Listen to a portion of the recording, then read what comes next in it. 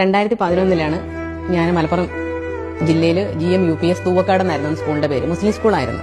അപ്പോൾ അവിടെ എത്തിച്ചേരുന്നത് 10:30 മുതൽ 4:30 വരെ ആയിരുന്നു. നമ്മുടെ ഇവിടുത്തെ ഒരു രീതിയല്ല. ഇവിടെ മദ്രസാ പഠനം ഉള്ളതുകൊണ്ട് 10:30 മുതലാണ് സ്കൂളുള്ളത്. 4:30 ചെല്ലുമ്പോഴാണ് അവിടെ ജോയിൻ ചെയ്യാൻ കഴിഞ്ഞത്.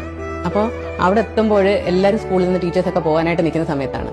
പക്ഷെ അച്ഛനൊക്കെ ഒരു പേടിയുണ്ട്. അച്ഛന് തിരിച്ചിങ്ങ് പോരണം. ഹസ്ബൻഡിന്റെ അച്ഛനാണ് കൂടെ വന്ന് തിരിച്ചു പോരണം. എന്നെ അവിടെ നിർത്തുകയും വേണം.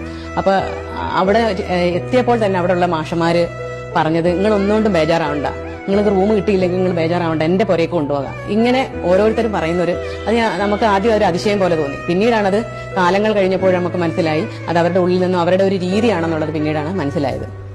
പിന്നെ അവിടെ പ്രധാനമായിട്ടും ഞാൻ കണ്ടത് ഞാൻ അവിടെ മുസ്ലിങ്ങളെ കണ്ടിട്ടില്ല, ഹിന്ദുക്കളെയും കണ്ടിട്ടില്ല. അവിടെ ഞാൻ കണ്ടത് മനുഷ്യരെ മാത്രമേ കണ്ടിട്ടുള്ളൂ.